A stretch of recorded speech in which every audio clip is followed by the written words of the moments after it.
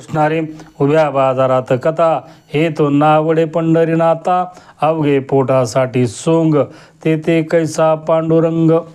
कारण भक्तीचा जी बाजार मांडलेला आहे या जगामध्ये 400-450 वर्ष झालं हा बाजार काय आजही बंद नाही. कारण लोकांकडून बळजुबरीनं पट्ट्या गोळा करायच्या, गावातले पुढारी असतात कोट्यावधी रुपये पट्ट्या गोळा करायच्या आणि मग तिथं 1 लाखाचा 2 लाखाचा असे महाराज आणायचे, बोली लावून महाराज आणायचे आणि मग ते मंडपाच्या नावानं, पिकरच्या नावानं, जाहिरातीच्या नावानं, यूट्यूबच्या नावानं असं हे खर्च करायचं. महाराज सांगतात त्या उभ्या बाजारात तुमच्या जीवनामध्ये तो पांडुरंग नाही.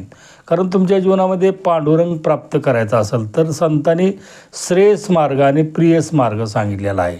प्रियस मार्गानं जर आपल्या जीवनामध्ये आचरण केलं तर भगवंत मिळत नाही असं महाराज या अभंगामधून सांगतात.